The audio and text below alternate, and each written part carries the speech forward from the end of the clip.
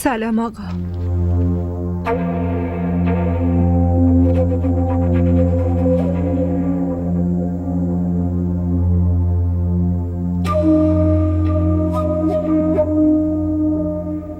بشین.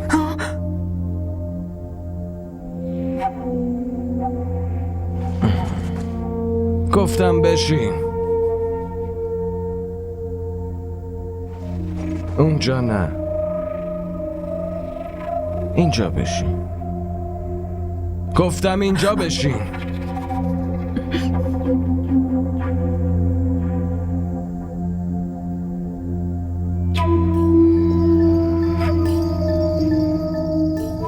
یه سیب میخوام.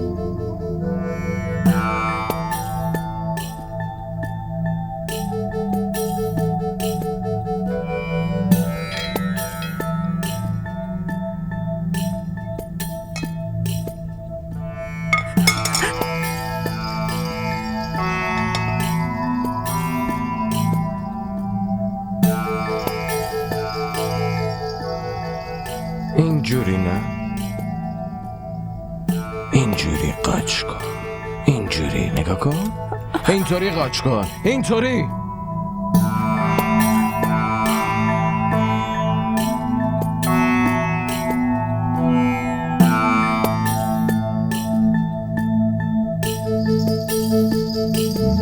نه، آفرین به تو، خیلی زود یاد میگیری.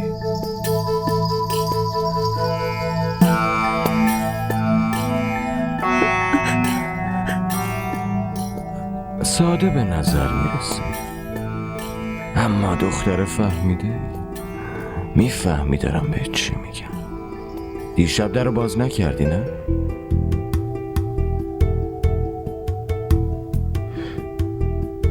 ازت پرسیدم که دیشب در رو باز نکردی؟ ها؟ خیلی ترسیده بودم. ترسیدی؟ آخه چرا؟ تو با من عهد کردی، میدونی که من شوهرتم، حقوق کامل دارم.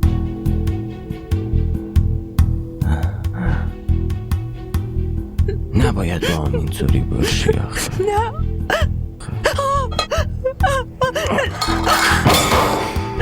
چی کار کردی آخه؟ از اینجا گم شو. دستتم پاسمان کن. دختر یه احمق ضد حال زن.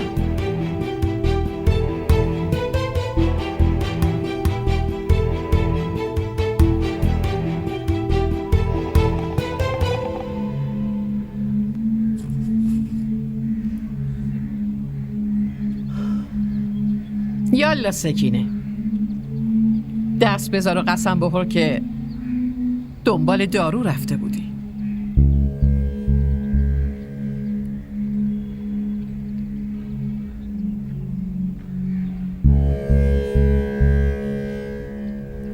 من قسم میخورم بیبی که دنبال دارو رفته بودم. برای کی دنبال دارو رفته بودی؟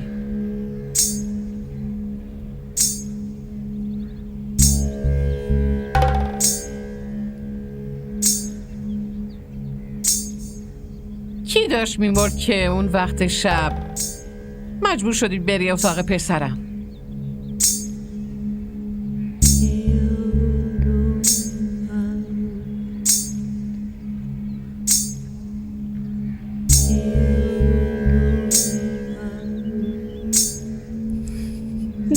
آخه آسیه حالش خوب نبود بیبی.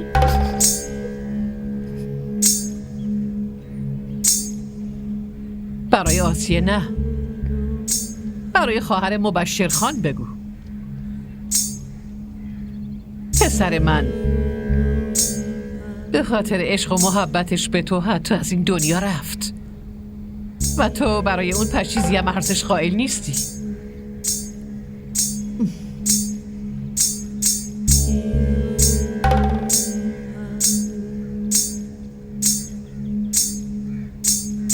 حالا بگو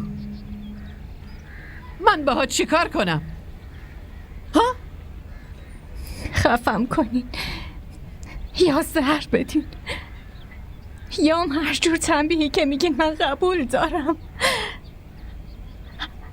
اما بیبی به من این تهمت رو نزنین که جون خواهرمونه. من برای آسیه هر کاری کردم از انسانیت بوده.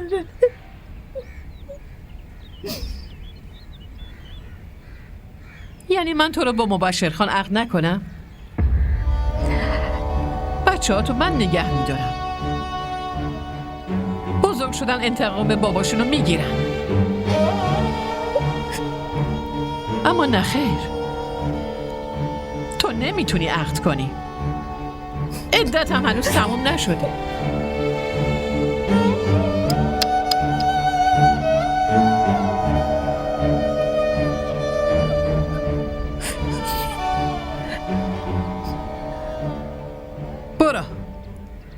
برو به همه بگو جنت بیبی حکم داده که گیسوهای سکینه باید بریده بشه. نه خیلی، نه بیبی، نه بیبی، منو ببخشیم بیبی، نه خواهش میکنم بیبی، اشتباه کردم، رحم کنین بیبی، بیبی اشتباه کردم، بیبی رو بچه ها تاثیر میذاره، بیبی شما رو با رو قسم میدم بیبی، خواهش میکنم.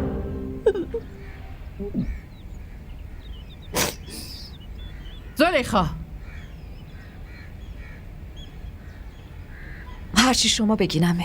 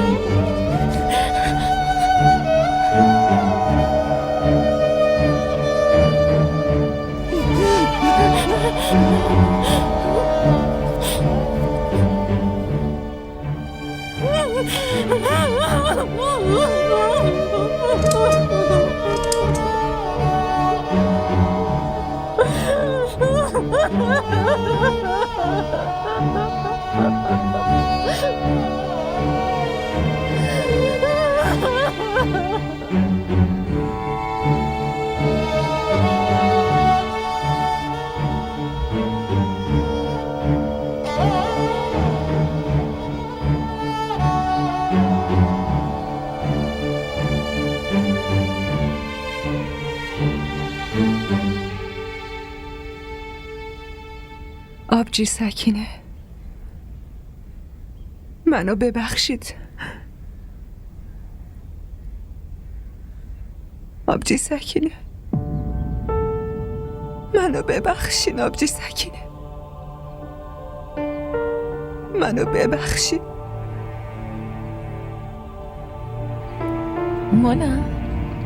مونا ببین، به عروسکت لباس عروس پوشوندم.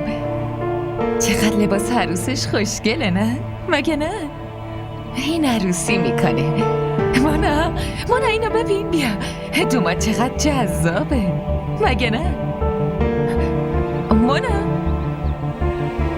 مونا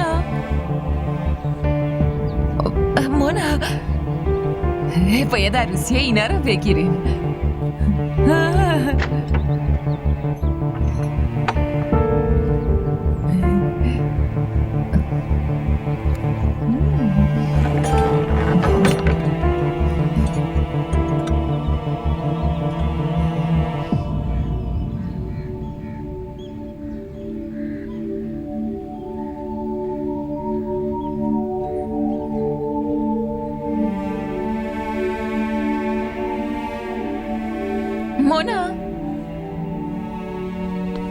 مونا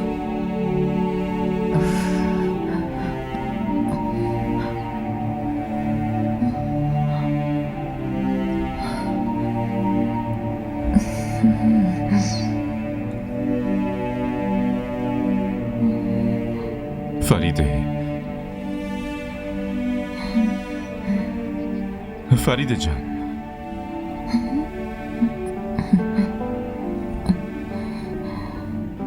با من بیا.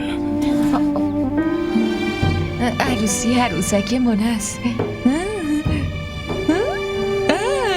ببینش.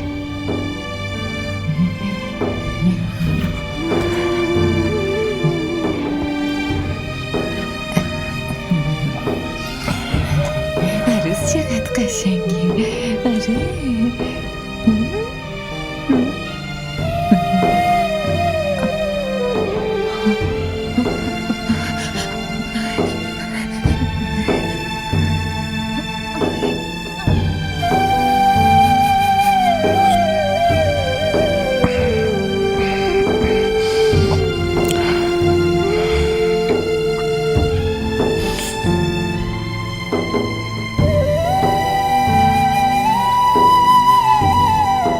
فریده؟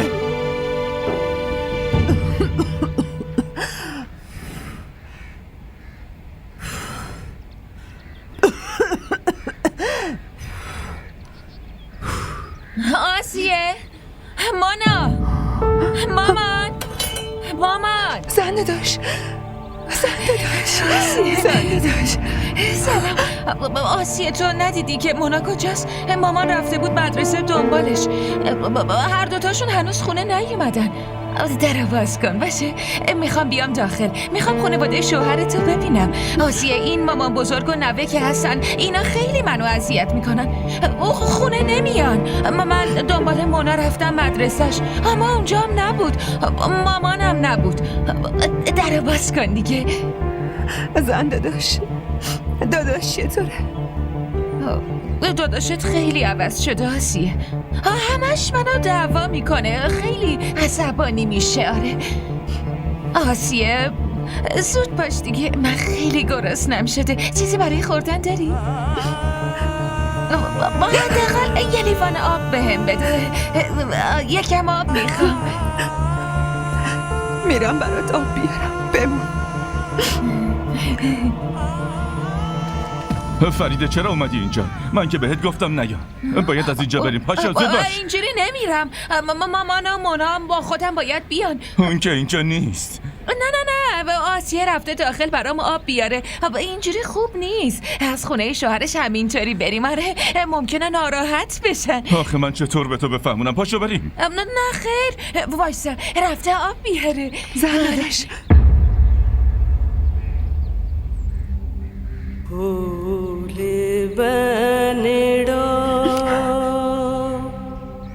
داداش همین الان از اینجا برو.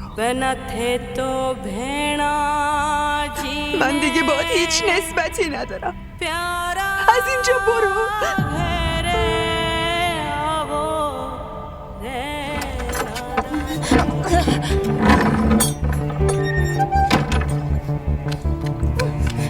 باید همینجا بمونی. به من گوش کن. دیگه حق نداری پاتو از این خونه بیرون بذاری. من میرم. الان میرم که مونا دیگه مرده. تو فراموش کردی با دستای خودت اونو کشتی. و من خودم با این دستامونو دفنش کردم. همه مردن. بفهم مردن. اول مونا بعدش مامان و الانم اون آسیه بیچاره. اینو تو سرت فرو کن. دیگه هیچی بر نمیگرده. همه مردن. حالا الانم دیگه نوبت برا تو رسیده. حالا باید ببینیم اول قراره تو از این زندگی بری یا من بدبخت. راست میگی. تو راست میگی. همه رو من کشتم. مومانه رو مامانتم آسیه رو منو اعدام میکنن. آره منو اعدام میکنن دیگه. من همه رو کشتم. منو اعدام میکنن.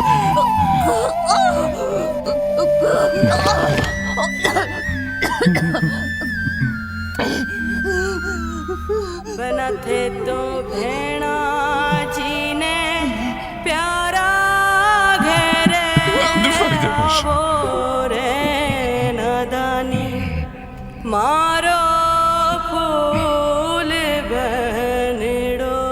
فریده फूल बनड़ो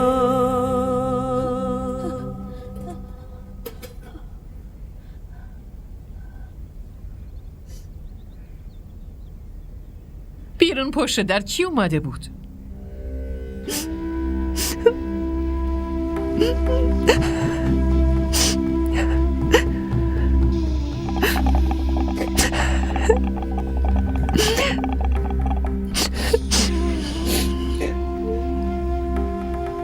چه دور و زمونه ای شده. تو یه روز باید 2 تا حکم صادر کنم. به به جنت بیبی، به به. چی کار میکنی؟ دست خانم شما بیاین، اون دختره رو ببینین اونجا.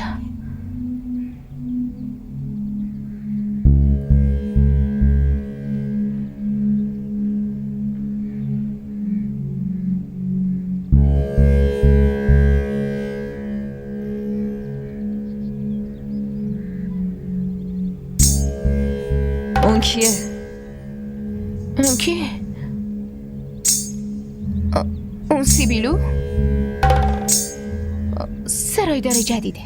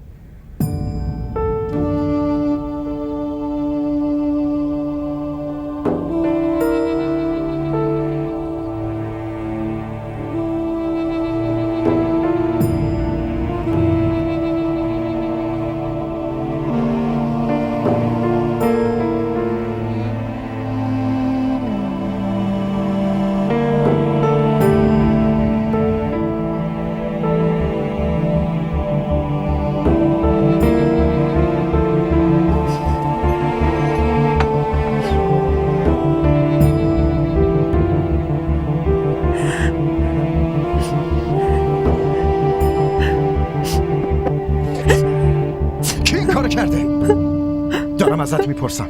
دستتو بنداز پایین، دستتو بنداز پایین. لطفاً بگو کی این کارو کرده.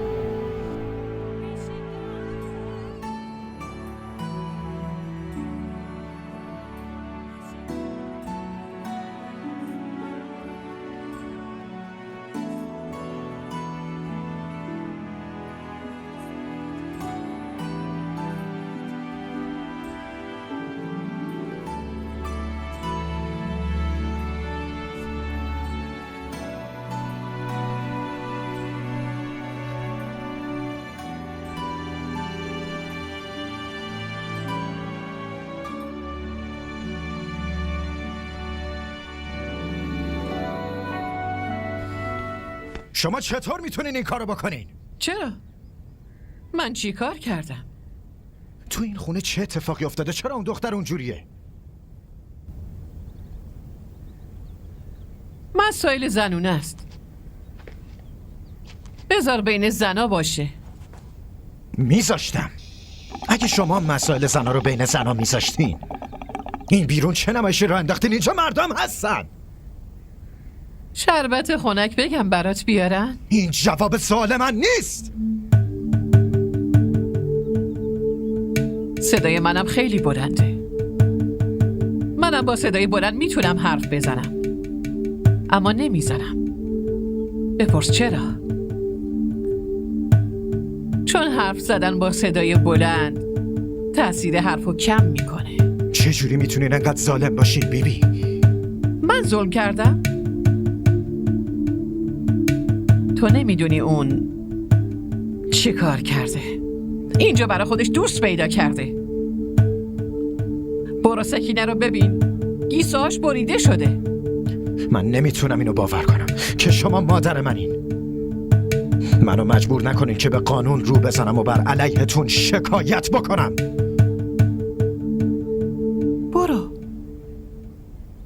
کارم بکن.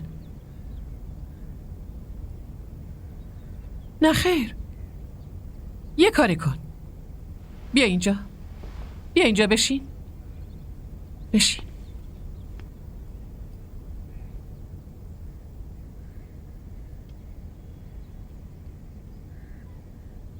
حالا محکمه برگزار کن. بپرس، هر چی میخوای بپرس. توی این دنیا فقط تویی که میتونی محکومم کنی.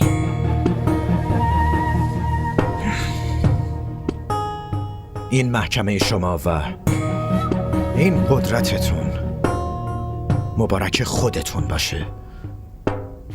من اینا رو نمیخواستم هیچ وقت. پس دیگه منو سوال جواب نکن. تا وقتی من روی این کرسی نشستم، هر چیو درست فکر کنم همونو انجام میدم. سلیم داداش من، آره چطوره؟ خوبم آقا. برو بیا اینجا بشین.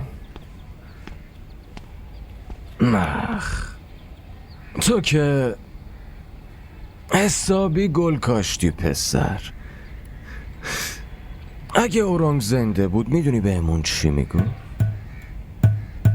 جهان تو که 2 قدم از من جلوتر بودی، میخوای با هم بریم شکار کنی؟ نگفتی بریم شکار کنیم؟ چرا که نه آقا؟ چی رو باید شکار کنم؟ شیر رو یا آهو رو؟ شیر رو هم که شکار میکنی، سگم شکار میکنی، اما الان دلم آهو رو میخواد، یا آهوی خوشگل.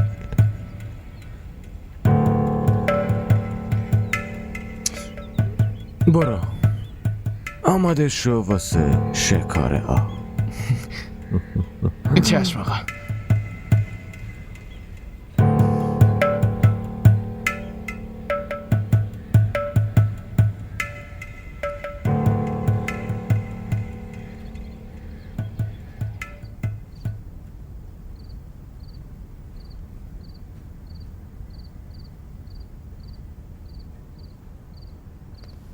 چرا این ظلم رو تحمل میکنی؟ هر چقدر که تحمل کنی همونقدر بهت ظلم میشه. پس من چی کار کنم؟ شورش کن.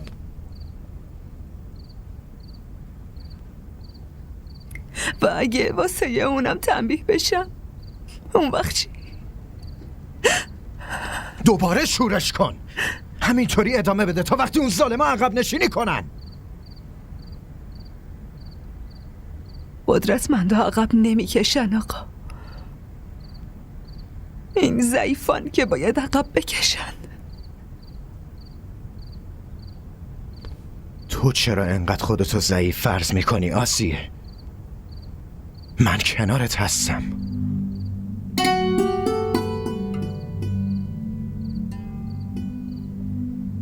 شما چطور کنارمین؟ شما گاهی وقتا هستین، گاهی هم نیستین. آسیه به من نگاه کن. حرفمو با دقت گوش کن. وقتی که من باهات نیستم محبت من همیشه همراهته. بله آسیه، من دوستت دارم.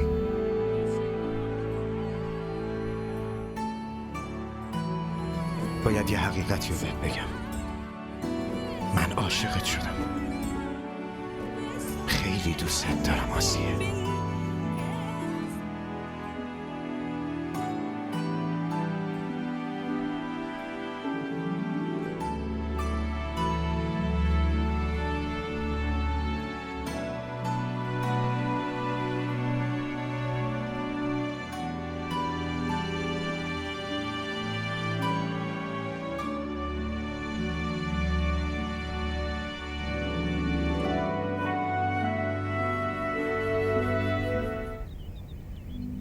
وای خدا، چی شده؟ راستش آقا من ترسیدم.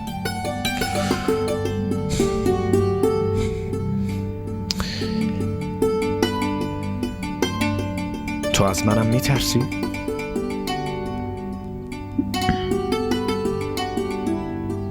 دارم ازت یه چیزی میپرسم آسیه. تو از منم میترسی؟ نه خیر آقا. من الان از خودم میترسم.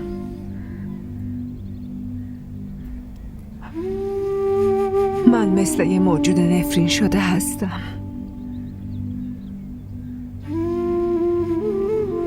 اونی که منو ببینه نفرینم دامنشو میگیره.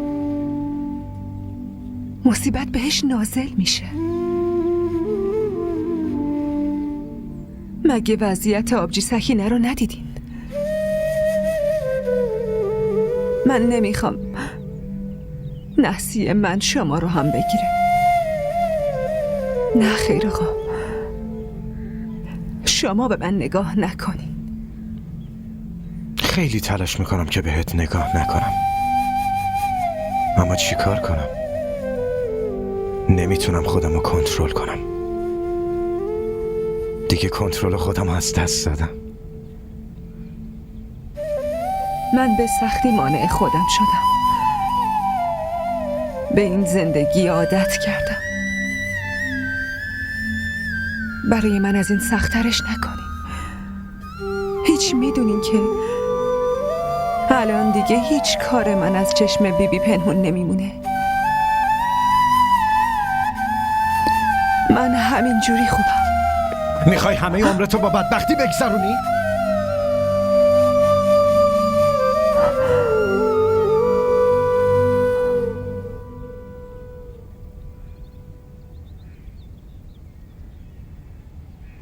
دختر چرا نمیفهمی؟ من برات دلسوزی نمی کنم آسیه. من فقط دوستت دارم، همین. جواب این پیشت هست؟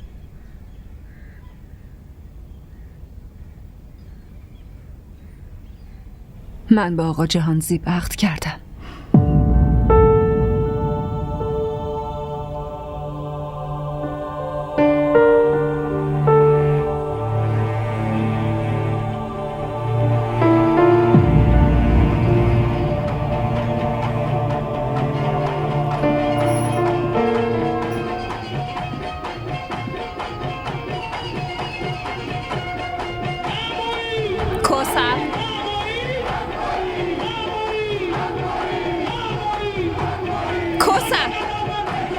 بله خانم.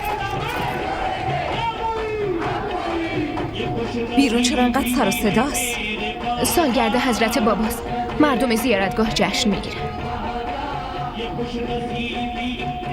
چند روزه؟ امروز شروع کردن، تا 3 روز ادامه داره.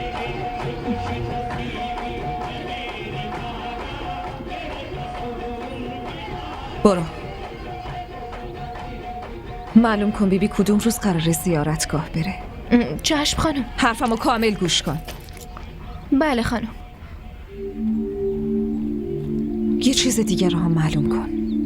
دیگه چی؟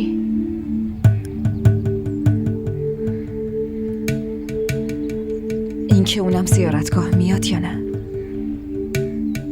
فهمیدم.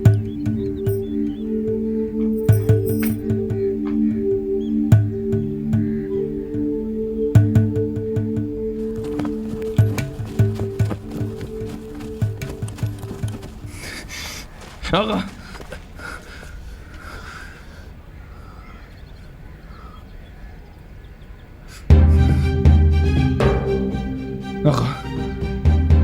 منو ببخشین آقا. زنده داشت منو تهدید کرد.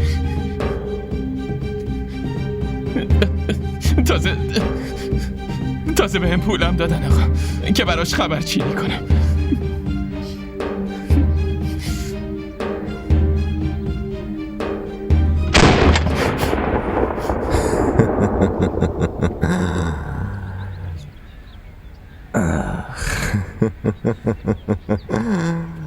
راستش میخواستم ببینم وقتی کسی دم مرگش باشه اون چطوری به نظر میرسه آخه. اما تو که هر غلطی کرده بودی خیلی زود اونا رو کردی آخه ساده. آقا منو ببخشید، من به سندادش میگم دیگه نمیتونم.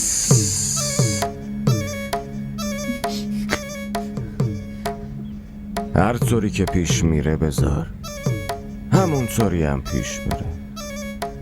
اون باید اطمینان کنه که تو بهش وفادار هستی. آره پسر. خب تهدیداش رو هم بشنو، پولاش رو هم بگیر. به نظرم بقیه‌شو میدونی چی کار کنی؟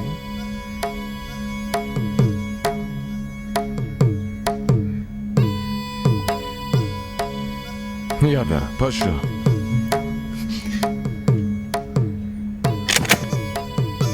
شکار کجاست؟ حرف بزن.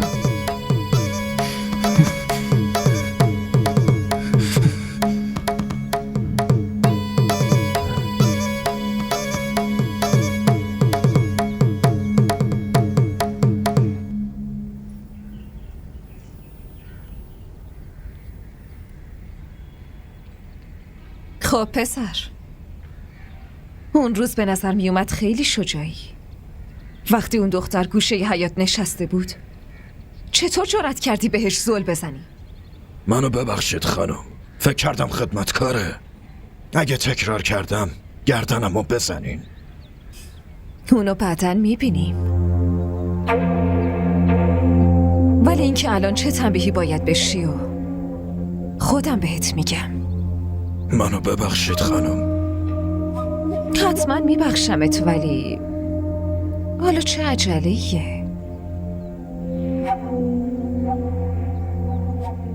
اول باید واسم یه کاری انجام بدی، بعدش میتونم ببخشمت. کار؟ آره کار. حقم نداری مخالفت کنی. چشم خانم جان، شما دستور بدین. بگو کوثر. من؟ نه من. چشم خانم، بیا اینجا.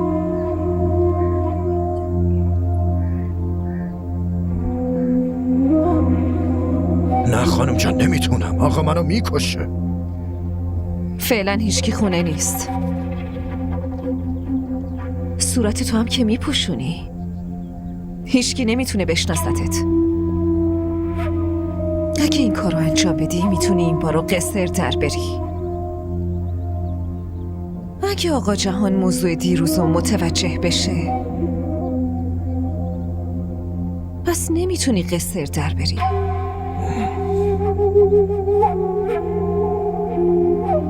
حالا بگو چی کار میکنی؟ چشم خانم جان، هرچی شما امر کنید.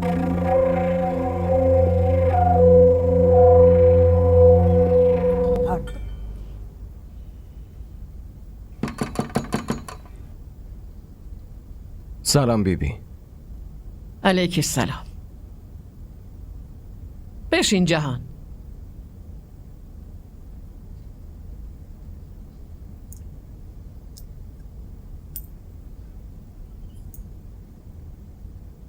بین این دوتا گلوله چه فرقیه؟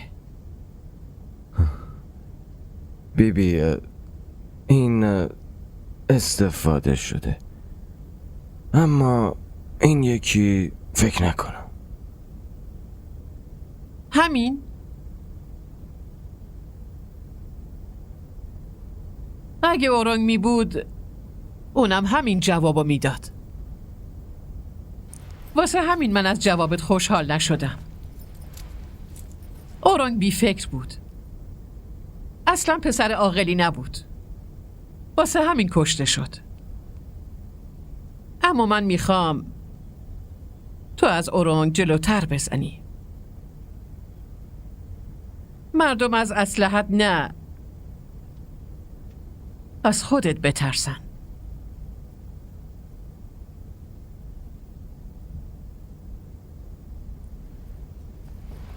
بین این دوتا گلوله فقط اون فرقی نیست که تو بهش فکر کردی.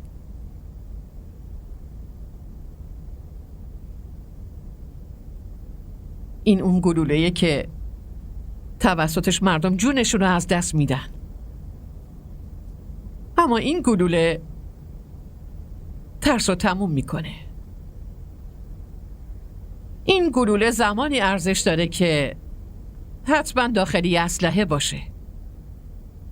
یه بار از اسلحه بیرون بیاد، حتی اگه قلبی رو هم بشکافه قابلیتش تموم میشه و تو باید این کار رو انجام بدی. شلیک نکن پسرم، بلکه بترسون. شاهزیب خونه رشاد رفته بود.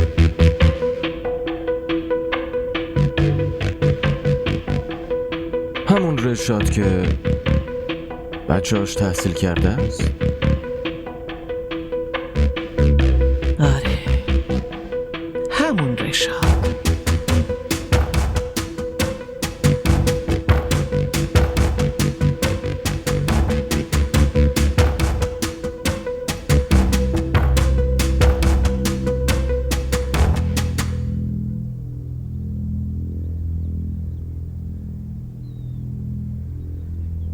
تو با رضایت خودت عقد کرده بودی؟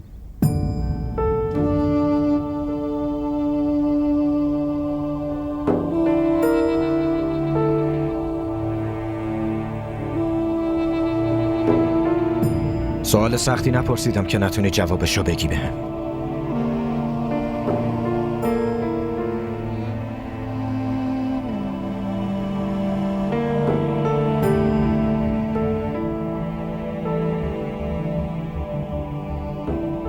بگو آسیه، کسی ازت پرسیده بود؟ نه خیر، نه. تا وقتی که توی عقد رضایت خود دختر نباشه اون عقد درست نیست.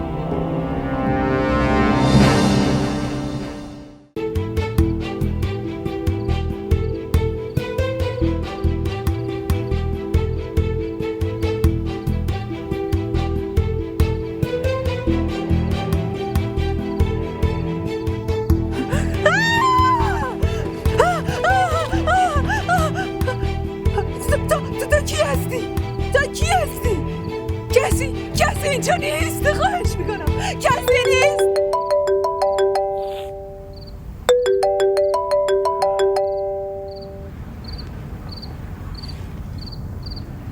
بله بفرمایید.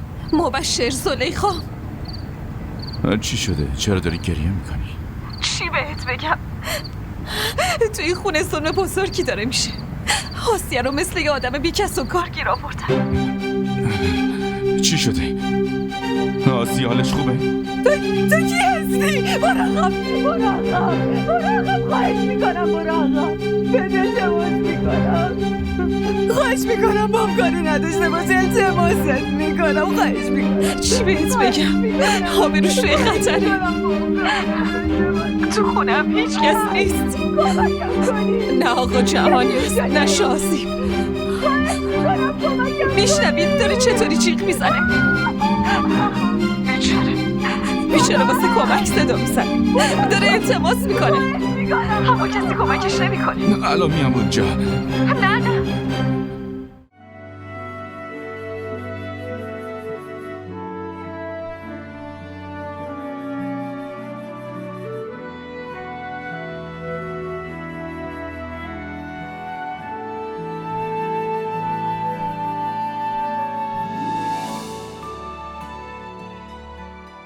DDTV ارائه کننده بزرگترین سریال های درامای ترکی، کره‌ای، پاکستانی دوبله شده به فارسی می باشد. لطفاً سابسکرایب کنید و عضوی از خانواده ما شوید.